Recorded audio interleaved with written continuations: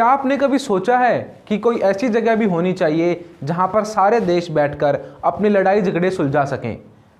एक बार चर्चिल ने कहा था कि कितना अच्छा हो अगर हम शस्त्रों की बजाय यानी कि हथियारों की बजाय जुबान लड़ाने लगे हैं, यानी कि एक ऐसी जगह होनी चाहिए दुनिया में जहां हथियारों की बजाय जुबान लड़ाई जाए, यानी कि बातचीत से मामले सुलझाए जाएं। तो ऐसी ही एक जगह है यूएनओ, यानी कि यूनाइटेड नेशंस ऑर्गेनाइजेशन, जहां की पूरी दुनिया के देश क्या करते हैं, अपनी लड़ाई झगड़ों को सुलझाते हैं। तो आज हम चैप्टर में यूएनओ ही पढ़ने वाले हैं, ठीक है। और यूएनओ जो हमारा चैप्टर है ये बहुत ही इंपॉर्टेंट चैप्टर है, एक बहुत ही इंपॉर्टेंट ऑर्गेनाइजेशन है यूएनओ। यूएनओ को हिंदी में बोलते हैं संयुक्त राष्ट्र संघ। अब यूएनओ जो है ये बना क्यों और कब बना?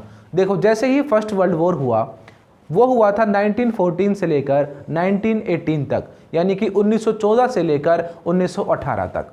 आफ्टर फर्स्ट वर्ल्ड वॉर क्या हुआ, सभी देशों ने देखा कि लड़ाइयों में बहुत नुकसान होता है, तो एक ऑर्गेनाइजेशन बनाई गई जिसका नाम था लीग ऑफ नेशंस। क्या नाम है? League of Nations. अब जैसे ही लीग ऑफ नेशंस बना, लीग ऑफ नेशंस बनने के बाद क्या हुआ, सेकेंड वर्ल्ड वॉर हुआ, यानी कि लीग ऑफ नेशंस एक फेलियर रहा। वो सेकेंड वर्ल्ड वॉर को रोक नहीं पाया।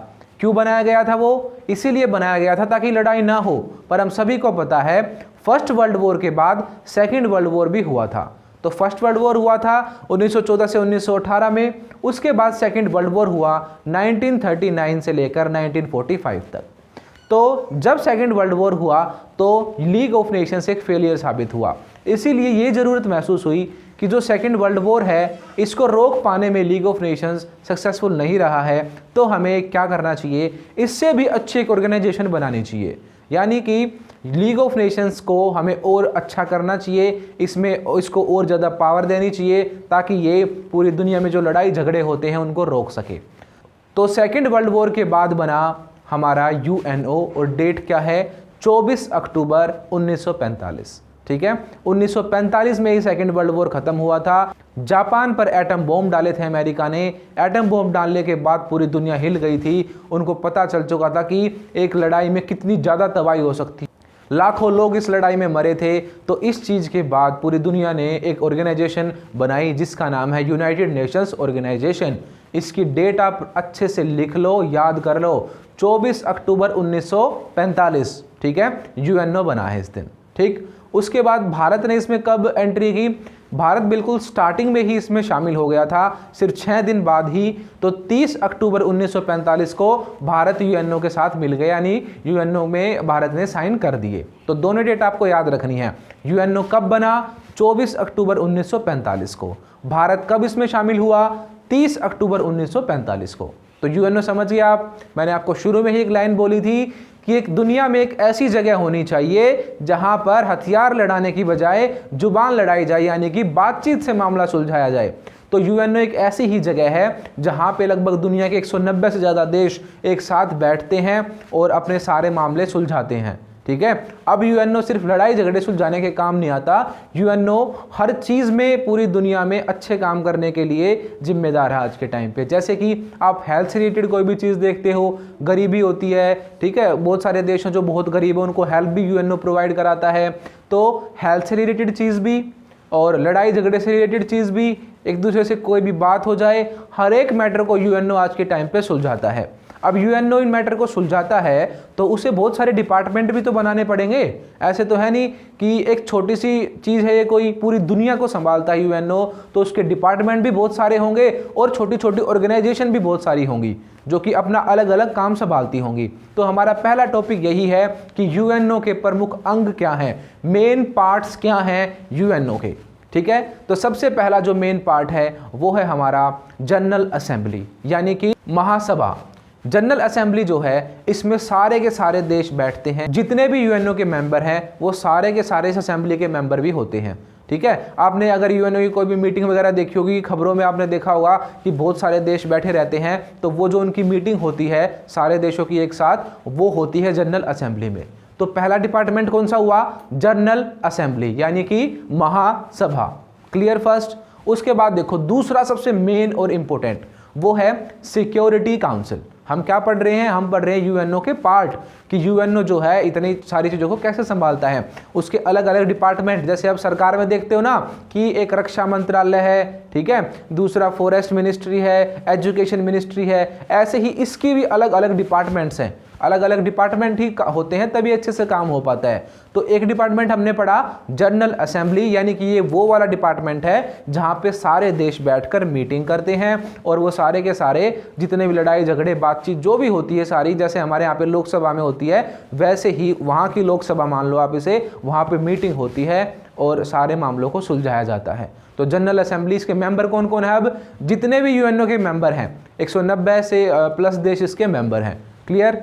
अब आया दूसरा पार्ट। दूसरा पार्ट क्या था, सिक्योरिटी काउंसिल, यानी कि सुरक्षा परिषद। बहुत इंपॉर्टेंट है ये, ठीक है, आपसे यहाँ से जरूर क्वेश्चन पूछ सकते हैं कि सिक्योरिटी काउंसिल क्या है, इसके बारे में कई सारे क्वेश्चन बनते हैं। तो सिक्योरिटी काउंसिल जो है इसको अच्छे से समझना आप। देखो सिक्योरिटी काउंसिल में टोटल 15 मेंबर होते हैं, 5 तो होते हैं बिल्कुल फिक्स जिन्हें कोई नहीं हटा सकता, और 10 होते हैं जो कि फिक्स नहीं होते यानी कि टेम्परेरी होते हैं, वो हर 3 साल के अंदर वो चेंज होते रहते हैं, यानी कि 1/3 मेंबर निकलते रहते हैं। तो क्या होता है, बार बार इलेक्शन होते हैं और जो टेम्परेरी मेंबर हैं वो बदलते रहते हैं। भारत भी बहुत बार उन टेम्परेरी मेंबर्स में से रहा है, बहुत बार इलेक्शन में भारत चुना गया है वहाँ पे।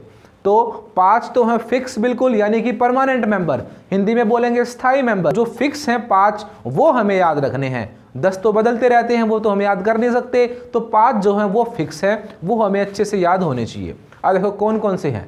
अब जो पावरफुल देश हैं वही होंगे। सबसे पहला नाम तो आता है अमेरिका का, दूसरा ब्रिटेन का, फिर फ्रांस, फिर रशिया, और एक हमारे एशिया से भी है वो है चाइना। तो ये 5 देश हैं जो कि सिक्योरिटी काउंसिल के परमानेंट मेंबर हैं। इनको अपनी कॉपी में लिख लो, अभी लिख लो बिल्कुल, और इनको अच्छे से याद कर लो।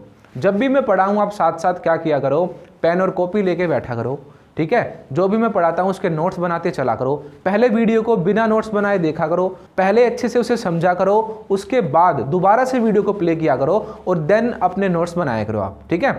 तो सबसे पहले आप क्या करो, अभी आप वीडियो को अच्छे से देखो, समझो, फिर इसको दोबारा से प्ले करना और साथ साथ अपने नोट्स बनाना। कॉपी और पेन आपके पास हमेशा होना चाहिए, ठीक है।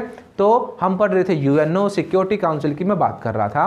5 मेंबर इसमें बिल्कुल परमानेंट है। इनके नाम मेरे साथ साथ बोलो आप क्या क्या हैं, अमेरिका, ब्रिटेन, फ्रांस, रशिया और चाइना। ये पाँचों के पाँचों हैं परमानेंट मेंबर्स। अब ये 5 परमानेंट हैं तो इनके पास कुछ स्पेशल पावर भी होगी। इनके पास एक बहुत ही ज़बरदस्त पावर है जिसे बोलते हैं वीटो पावर।